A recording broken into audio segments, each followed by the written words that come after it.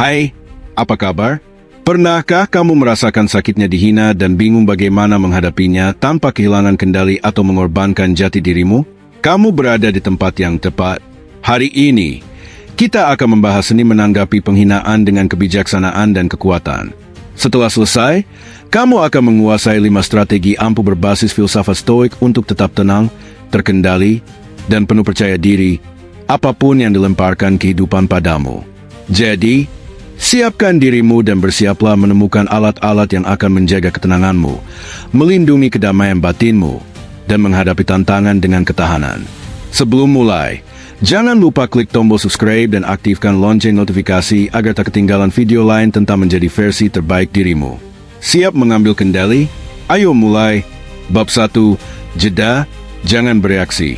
Penghinaan seringkali mengenai kita di titik yang paling menyakitkan.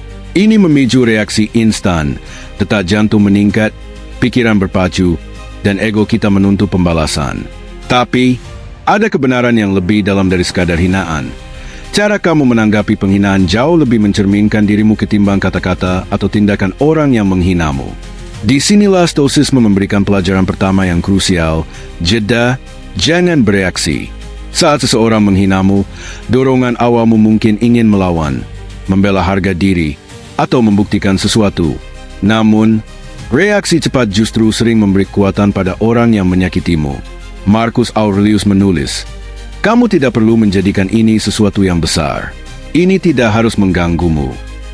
Dalam momen jeda itu, kamu merebut kembali kendali, bukan hanya atas situasi, tapi atas dirimu sendiri.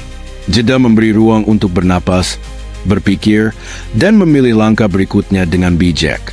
Ini bukan tentang mengabaikan apa yang terjadi atau berpura-pura tak terluka, melainkan melangkah mundur dan melihat situasi secara objektif. Tanyakan pada diri sendiri, mengapa mereka berkata atau melakukan ini? Apakah penghinaan ini benar-benar tentangku, atau mencerminkan pergumulan mereka sendiri? Seringkali, orang melontarkan hinaan karena mereka sedang menghadapi rasa tidak aman, frustrasi, atau luka mereka sendiri. Dengan menyadari ini, dinamika kekuatan bergeser. Ini bukan tentang memaafkan perilaku mereka, melainkan memahami bahwa tindakan mereka tak harus menentukan reaksimu. Coba praktikkan ini. Saat seseorang menghinamu, tarik napas dalam-dalam sebelum menjawab. Napas itu menciptakan jeda, dan dalam jeda itu terletak kekuatanmu. Renungkan, apakah bereaksi akan membawamu lebih dekat pada sosok yang kamu inginkan?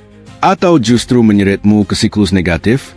Memilih diam atau menjawab dengan tenang bukan kelemahan, itu kekuatan. Epictetus mengingatkan, bukan apa yang terjadi padamu, melainkan bagaimana kamu bereaksi yang penting. Kamu tak bisa mengendalikan kata-kata atau tindakan orang lain, tapi kamu bisa mengontrol apa yang mereka ambil darimu. Dengan menjeda dan tidak bereaksi impulsif, kamu melindungi dunia batinmu dari kekacauan luar. Bab 2. Ubah perspektifmu. Ini bukan tentangmu. Penghinaan sering terasa seperti serangan pribadi yang mengarah langsung pada dirimu. Mudah sekali membiarkannya memengaruhi, mengulang kata-kata itu di kepala, atau mempertanyakan apa yang membuatmu pantas mendapatkannya. Tapi, kenyataannya, penghinaan lebih banyak bicara tentang orang yang melontarkannya ketimbang dirimu. Disinilah langkah kedua, ubah perspektifmu. Stoicisme mengajarkan kita untuk melihat melampaui permukaan situasi, memahami apa adanya. Marcus Aurelius menulis, "Kamu punya kuasa atas pikiranmu, bukan peristiwa luar. Sadari ini, dan kamu akan menemukan kekuatan." Saat merasa dihina, tanyakan, apakah ini benar-benar tentangku? Kemungkinan besar bukan. Kebanyakan penghinaan berasal dari ketidaktahuan, rasa tidak aman, atau luka batin orang lain. Mungkin mereka sedang mengalami hari buruk atau membawa kepahitan yang tak terselesaikan. Apapun alasannya, tindakan mereka mencerminkan pergumulan batin mereka, bukan nilai dirimu. Bayangkan seperti ini, seseorang melempar bayangan ke jalurmu. Bayangan itu tak menyakitimu. Ia hanya ada karena sudut cahaya dan bentuk orang yang berdiri di depannya. Penghinaan mereka adalah proyeksi dari apa yang ada di dalam diri mereka, bukan cerminan dirimu. Dengan mengubah perspektif, kamu memisahkan perilaku mereka dari identitasmu. Alih-alih mengambil hinaan secara pribadi, kamu melihatnya sebagai bayangan yang lewat, sesuatu yang tak mendefinisikanmu. Ini bukan tentang memaafkan perilaku buruk, melainkan membebaskan dirimu dari cengkeraman emosional kata-kata atau tindakan mereka. Tanyakan pada diri sendiri, apa yang mungkin mereka hadapi yang tak bisa kulihat? Meski tak tahu jawabannya, pertanyaan ini mengalihkan fokusmu. Alih-alih bereaksi dengan marah atau sakit hati, kamu merespons dengan rasa ingin tahu atau bahkan empati. Ini bukan berarti membiarkan orang menginjak-injakmu, melainkan menolak membiarkan tindakan mereka mengatur emosimu. Bab 3. Pegang teguh nilai-nilaimu. Saat seseorang menghinamu, godaan untuk membalas dengan cara yang sama bisa sangat kuat. Melontarkan hinaan balik, membuktikan sesuatu, atau memendam kemarahan. Tapi, bereaksi serupa tak membuatmu lebih kuat atau dihormati. Itu justru menjauhkanmu dari sosok yang kamu inginkan. Pelajaran ketiga dari stoisisme adalah pegang teguh nilai-nilaimu. Di saat-saat penuh penghinaan, nilai-nilaimu menjadi kompas yang menuntunmu tanpa mengorbankan jati dirimu. Marcus Aurelius menulis, balas dendam terbaik adalah menjadi berbeda dari orang yang menyakitimu. Saat seseorang menghinamu, mereka sering mencoba memprovokasi, menarikmu ke level mereka. Tapi, setiap kali kamu memilih kesabaran ketimbang kemarahan, atau kebaikan ketimbang pembalasan, kamu menolak memberi mereka kepuasan itu. Pikirkan apa yang paling kamu hargai, integritas, kesabaran, atau kebaikan. Nilai-nilai ini adalah fondasi dirimu. Saat kamu bereaksi impulsif atau meninggalkan prinsip-prinsip itu, kamu memberi orang lain kendali atas tindakanmu. Dengan tetap setia pada nilai-nilaimu, kamu menjaga kendali, bukan hanya atas situasi, tapi atas dirimu sendiri. Misalnya, jika seorang rekan kerja merendahkanmu dalam rapat, dorongan alami mungkin ingin membalas dengan komentar pedas. Tapi, bagaimana jika kamu memilih merespons dengan tenang, menangani situasi dengan profesionalisme dan hormat? Pendekatan ini tak hanya menjaga martabatmu, tapi juga memperkuat nilai-nilai yang kamu junjung, seperti hormat atau kesabaran. Orang lain akan memperhatikan ketenanganmu, meski orang yang menghinamu tidak. Ketenangan bukan kelemahan. Itu membutuhkan kekuatan besar. Tanyakan pada dirimu, akankah bereaksi dengan marah membuatku bangga besok? Seringkali, jawabannya tidak. Untuk mempraktikkan ini, kenali apa yang benar-benar penting bagimu. Luangkan waktu untuk merenung atau tulis nilai-nilaimu. Apa kualitas yang kamu kagumi dalam dirimu atau orang lain? Nilai mana yang membuatmu bangga dan selaras dengan dirimu yang autentik? Gunakan nilai-nilai ini sebagai alat pengambilan keputusan saat menghadapi penghinaan.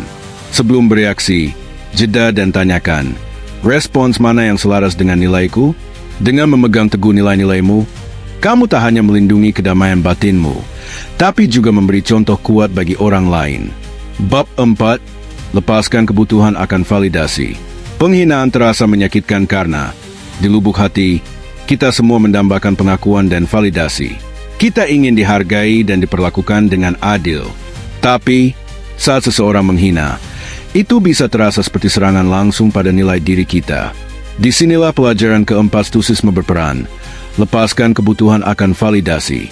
Kekuatan sejati datang dari dalam, bukan dari persetujuan atau opini orang lain. Kebanyakan dari kita terbiasa mencari validasi sejak kecil, pujian dari orang tua, pengakuan dari guru, atau sanjungan dari teman. Seiring bertambah usia, kebutuhan ini sering meningkat. Like di media sosial, pengakuan di tempat kerja, atau pujian kecil menjadi penanda nilai diri kita. Masalahnya, ketika kamu bergantung pada orang lain untuk memvalidasi nilai dirimu, kamu menyerahkan kekuatanmu. Jika seseorang menghinamu, kata-kata mereka bisa terasa seperti tantangan langsung pada nilai dirimu. Epictetus mengingatkan, jika kamu ingin berkembang, terimalah dianggap bodoh atau konyol. Kata-kata ini mengena. Stoisisme mengajarkan bahwa opini orang lain, baik atau buruk, tak ada hubungannya dengan nilai intrinsikmu. Nilaimu tak bisa diperdebatkan. Ia ada terlepas dari bagaimana orang lain memperlakukan atau memandangmu. Bayangkan seperti ini, berlian tak kehilangan nilainya hanya karena seseorang mengiranya kaca. Hal yang sama berlaku untukmu. Penghinaan orang lain tak mengurangi nilai dirimu. Hanya keterikatanmu pada opini mereka yang membuatnya terasa begitu. Melepaskan kebutuhan akan validasi bukan berarti berhenti peduli pada pertumbuhan. Ini berarti membangun rasa nilai diri yang kuat yang tak bergantung pada faktor eksternal. Bayangkan betapa bebasnya bergerak di dunia ini dengan mengetahui bahwa nilaimu tak terikat pada pengakuan siapapun. Jika seseorang menghinamu, kata-kata mereka kehilangan kekuatan karena kamu tak lagi terikat pada opini mereka. Untuk memulai, renungkan kekuatan dan nilai-nilaimu. Tulis apa saja kualitas yang kamu kagumi dari dirimu. Mungkin kamu pendengar yang baik, tangguh dalam situasi sulit, atau penuh kasih. Kualitas-kualitas ini adalah fondasi nilai dirimu yang tak bisa diambil orang lain. Saat seseorang menghinamu, tanyakan apakah opini orang ini benar-benar penting. Dengan mempertanyakan validitas kata-kata mereka, kamu mengurangi dampak emosionalnya. Setiap hari, luangkan waktu untuk mengakui nilai dirimu. Rayakan kemenanganmu, sekecil apapun. Apakah kamu menangani situasi sulit dengan tenang? Apakah kamu tetap setia pada nilai-nilaimu? Kemenangan ini, meski tak diperhatikan orang lain, sangat berarti. Saat kamu melepaskan kebutuhan akan validasi, kamu menjadi tak tergoyahkan. Penghinaan tak lagi terasa seperti serangan pada identitasmu, melainkan hanya peristiwa sementara yang bisa kamu amati tanpa menginternalisasinya. Bab 5. Maafkan dan lepaskan. Penghinaan seringkali bertahan di pikiran, bahkan setelah momen itu berlalu. Kamu mungkin mengulang-ulang kata-kata itu, memikirkan apa yang bisa kamu katakan atau lakukan secara berbeda. Tapi, memendam kebencian tak menyakiti orang yang menghinamu. Itu hanya membebanimu. Disinilah pelajaran kelima dan terakhir stoicisme. Maafkan dan lepaskan. Pemahaman tentang pengampunan sering salah. Ini bukan tentang membebaskan seseorang dari kesalahan atau berpura-pura tindakan mereka bisa diterima.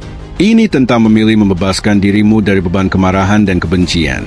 Seneca menulis, marah adalah membalas kesalahan orang lain pada diri kita sendiri. Ketika kamu berpegang pada kemarahan, kamu membiarkan tindakan penghinaan itu terus memengaruhi dirimu jauh setelah momen itu berlalu. Bayangkan kamu membawa batu berat di tanganmu. Awalnya mungkin terasa bisa ditangani, tapi seiring waktu, lenganmu lelah, dan beban itu menjadi tak tertahankan. Kebencian bekerja dengan cara yang sama. Semakin lama kamu memegangnya, semakin itu mengurasmu. Pengampunan adalah tindakan meletakkan beban itu dan berjalan dengan ringan, bebas dari bagasi emosional masa lalu. Pengampunan bukan berarti membiarkan seseorang terus menghinamu. Kamu bisa memaafkan sambil menetapkan batasan tegas. Jika seseorang terus-menerus menghinamu, kamu bisa memaafkan mereka sambil memilih menjauh. Untuk memaafkan dan melepaskan, tanyakan pada dirimu, apa yang masih aku pegang dan bagaimana ini membantuku? Seringkali, kamu akan menyadari bahwa kebencian tak memiliki tujuan selain membuatmu terjebak dalam siklus negatif. Coba latihan ini, bayangkan penghinaan sebagai benda fisik seperti batu berat itu. Visualisasikan dirimu meletakkannya dan berjalan menjauh. Visualisasi sederhana ini bisa memperkuat keputusanmu untuk melepaskan beban itu. Pengampunan bukan peristiwa sekali jadi. Ini adalah praktik berkelanjutan. Setiap kali kamu melepaskan kebencian, kamu memperkuat kemampuanmu untuk menjalani hidup dengan lebih bebas dan damai. Pengampunan adalah tindakan pembebasan diri. Saat kamu memaafkan, kamu memilih berhenti menghidupkan kembali luka masa lalu. Kamu merebut kembali kendali atas pikiran dan emosimu, menciptakan ruang untuk penyembuhan dan pertumbuhan. Seneca mengingatkan, kemajuan apa yang telah kucapai? Aku mulai menjadi teman bagi diriku sendiri. Pengampunan adalah hadiah yang kamu berikan pada dirimu sendiri. Cara untuk menjadi sekutu dirimu, bukan musuhmu. Terima kasih telah menjelajahi 5 cara stoik untuk menanggapi penghinaan. Kami harap ini memberimu wawasan berharga untuk menghadapi tantangan hidup dengan lebih kuat, jernih, dan bijaksana. Ingat, setiap langkah kecil menuju penguasaan diri membawamu lebih dekat pada versi terbaik dirimu. Filsafat Stoik mengingatkan bahwa meski kita tak bisa mengendalikan tindakan orang lain, kita selalu punya kekuatan untuk memilih cara kita menanggapi. Terima kasih telah menonton. Jangan lupa like dan subscribe untuk konten pemberdayaan lainnya. Tetap tangguh, tetap terpusat, dan sampai jumpa lagi.